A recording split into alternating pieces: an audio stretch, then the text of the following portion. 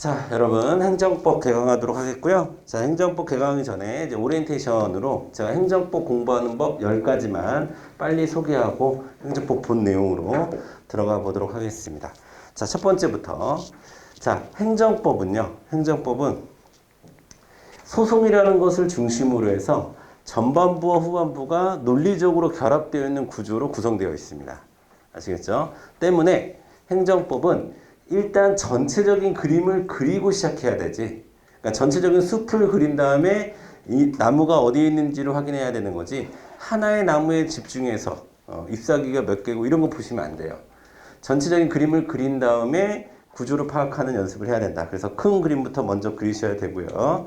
자, 그래서 오늘 6교시 동안은 제가 행정법 전체에 어떤 내용이 있고 어떤 논리 구조로 되어 있고 여러분들이 법에 대해서 1도 모른다는 전제하에 1도 모른다는 전제에 가장 기초적인 것부터 이야기를 할 건데 그러니까 순서대로 나가면 보통 행정법이란 무엇이냐 행정이 무엇이냐 여기서부터 시작하거든요.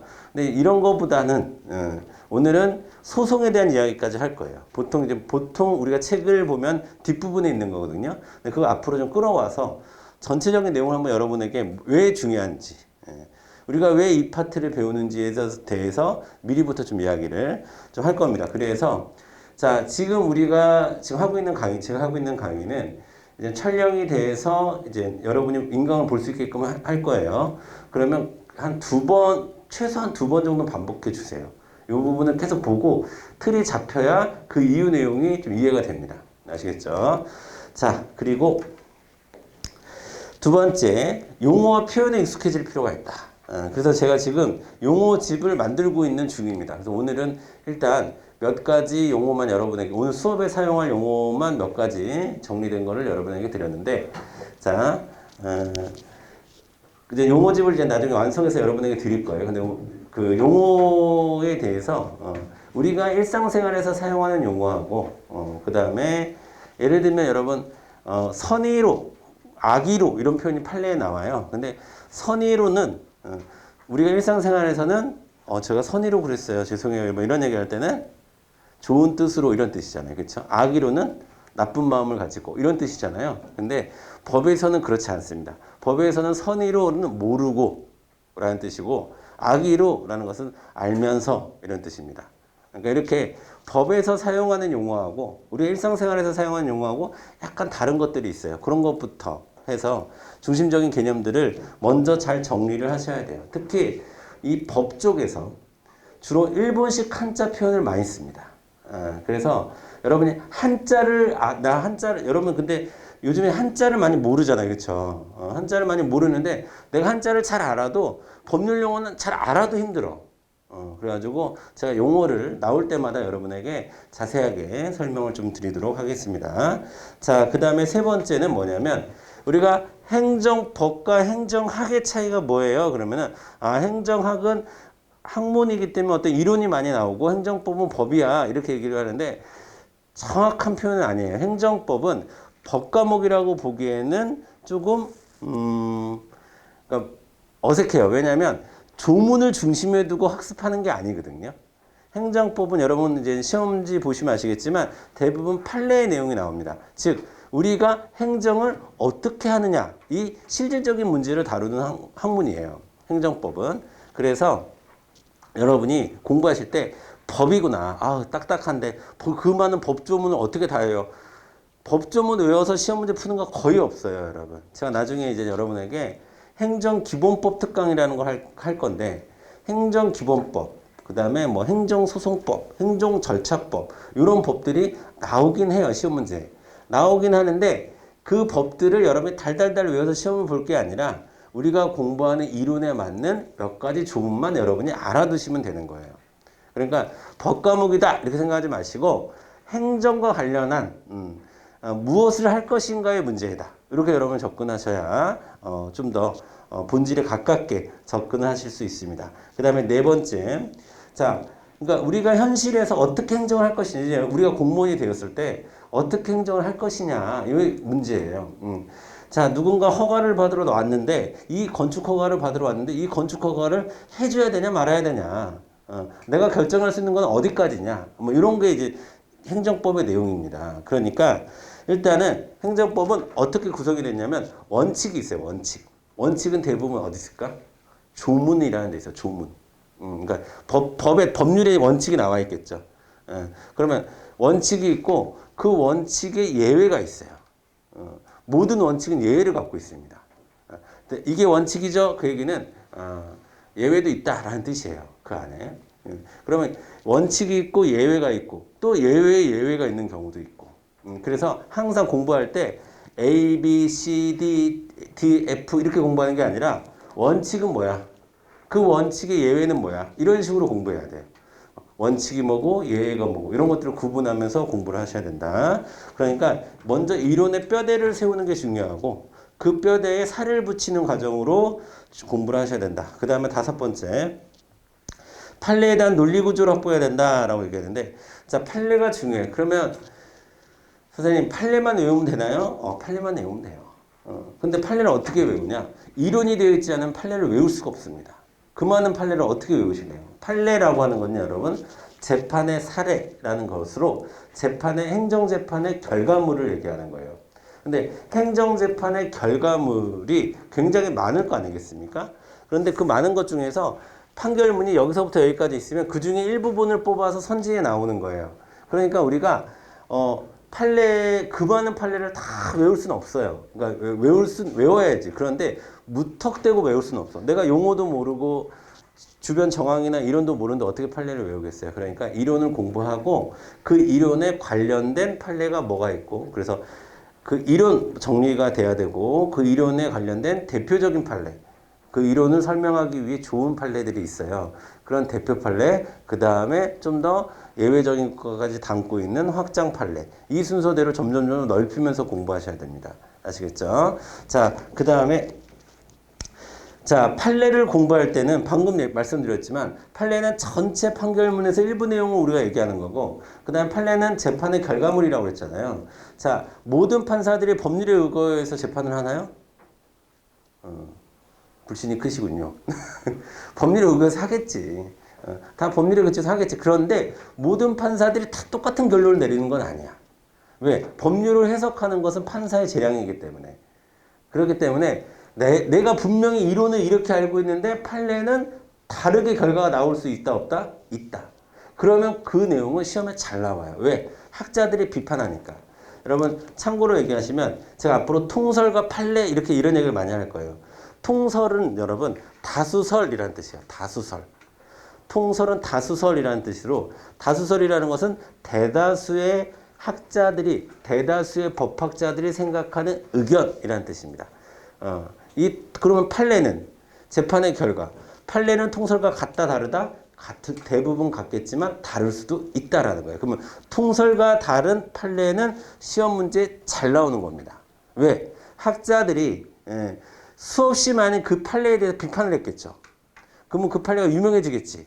그리고 이 판례를 통해서 이제 어떻게 이론이 지금 왜곡되고 있는지를 보여주고 싶겠죠, 학자들은. 그러니까 시험 문제들은 이 공무원 시험 문제는 교수님들이 내잖아요. 교수님들이 그런 거 잘 내는 거야, 학자들이. 아시겠죠? 자, 그래서 판례를 공부할 땐 여러분이 이거 도저히 이해가 안 된다. 여러분이 재판을 하려고 하면 안 돼. 여러분이 판사가 되어서는 안 돼요. 여러분은 판사의 결정을 이해하는 사람이지 판결을 내리는 사람이 아니에요. 절대. 여러분 공부하실 때 판사가 되려고 하면 너무 힘들어요. 왜냐하면 판사는 사실 우리는 하나의 A라는 법에 관련돼서 지금 B라는 판례를 공부하고 있는데 이 판사는 사실 이 판결문을 쓸 때 A라는 법 말고 여러 가지 법을 고려했을 거라고. 그리고 이 사람이 반성을 하고 있는지 안 하는지 이런 것들도 고려했을 거고 여러 가지 정황을 우리가 모르는 여러 가지 정황을 고려했을 거라고. 그런데 왜 이런 결론이 나왔지? 라고 여러분이 의아해할 수도 있어요. 그러니까 판례는 우리가 받아들여야 되는 대상이지 우리가 판사가 돼서 판결을 해서는 절대 안 된다라는 입장을 좀 여러분이 힘들 때마다 이렇게 내가 받아들여야지 라고 생각을 하세요. 자, 그 다음에 넘기셔서 7번째 행정법은요. 여러분이 특성이 한 번 점수가 오르면 잘 내려가지 않는다. 라는 말을 굉장히 많이 하는데 그 이유는 쉽게 얘기하면 어느 정도 이론의 뼈대가 세워지면 그 다음에 살 붙이는 건 그렇게 어렵지 않다라는 의미이기도 하지만 좀 더 실질적으로 말씀드리면 나왔던 게 계속 나와서 그렇습니다. 나왔던 게 계속 나오는 것만 맞춰도 기본값은 여러분이 가질 수 있다는 거예요. 그러니까 공부를 하실 때 처음부터 끝까지 강약 조절 없이 다 내가 잘해야 되겠다, 외워야 되겠다 이렇게 생각하지 마시고 중요한 것부터 챙겨야겠다 이렇게 생각을 하세요. 그리고 그러면 중요한 거는 뭐가 중요하고 뭐가 중요하지 않은지에 대한 기준은 뭘까요? 당연히 기출문제가 되겠죠. 많이 기출이 됐던 거는 중요한 겁니다, 여러분. 우리 수험생 입장에서는 그래요. 학자들의 입장에서는 뭐 다를 수도 있겠지만 수험생의 입장에서는 출제가 많이 되는 게 기출이 많이 됐던 게 일단 제일 중요한 거예요. 그러면 뭐가 기출이 많이 됐고 뭐가 중요한지에 대해서는 수업 시간에 제가 알려드릴 테니까 여러분이 그 구분만 하시면 돼요. 구분만.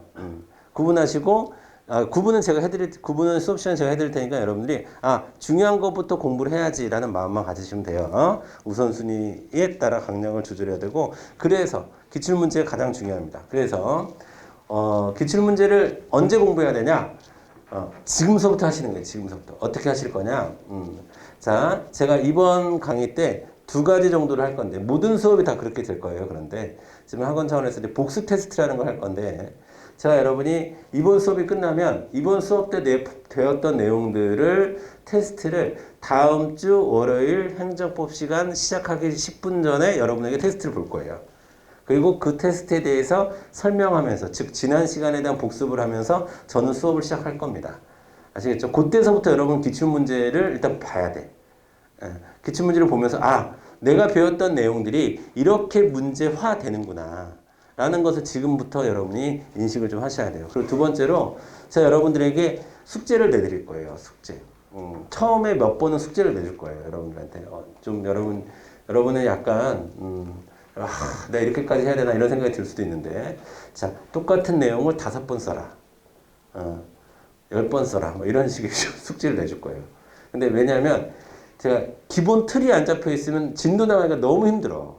그러니까 아주 기본 중에 기본. 오늘 할 내용들이 가장 기본적인 기본 중에 기본이에요. 예를 들면 오늘 제가 좀 이따가 처분이라는 얘기를 여러분에게 굉장히 강조해서 할 거예요. 처분성이 뭔지, 처분이 뭔지, 공정력 이런 거 되게 강조해서 여러분에게 얘기할 거거든요. 그럼 그거는 여러분들이 다음 시간에 제가 주관식으로 시험을 볼 거예요.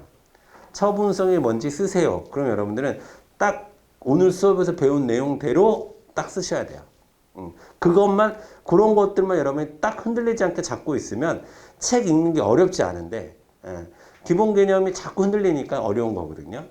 그래서 그런 것들을 여러분들에게 제가 숙제 내주고 체크하는 시간이 있다. 즉 문제는 처음부터 풀면 된다. 그리고 수업 시간을 자연스럽게 풀게 될 것이다. 그 다음에 9번째, 자 노트 필기를 수업 시간에 일단 하시고 복습하시면서 다시 예쁘게 내 노트를 정리하는 거 좋은 방법입니다. 적어도 행정법. 그러니까 노트를 하시고 그 노트를 수업 때는 다 예쁘게 하기 힘들잖아. 색깔 뭐 주고 뭐 형광펜하고 이러기 힘드니까 대충 하고 끝나고 나서 예쁘게 다시 옮긴다. 이거 좋은 방법이에요. 좋은 방법이고 그렇지 않고 나는 그냥 수업 시간에 노트 필기 할래요. 그렇게 하세요. 그렇게 하시고 그 다음에 복습하실 때 어떤 거 하시면 좋냐면 그냥 백지에다가 내가 오늘 배웠던 내용을 기억나는 만큼 적어보는 거. 그걸 백지 복습이라고 하는데 그렇게 한번 해보고 또 보면서 필기한 거 책 내용 보면서 채울 거 채우고 어쨌든 여러분에게 강조하고 싶은 거는 여러분 수험가에 보면은 엄청나게 좋은 책들이 많아요. 무슨 필기 노트도 많고 뭐 학교학생 노트 뭐 이런 것도 되게 많은데 그런 거 보지 마시고 내가 만든다. 내 건 내가 만든다. 여러분이 스스로 만든 게 제일 좋아요. 만드는 과정도 공부고 다시 한번 말씀드리면 행정법은 틀이 중요하다. 때문에 노트 필기가 굉장히 중요한 과목이다. 이렇게 여러분이 보시면 되겠고 서브노트를 하나 만드시는 게 좋습니다. 자, 그 다음에 아까 말씀드렸듯이 복습은 최대한 빨리 또 예습은 더 빨리 그렇게 하시면 되겠습니다.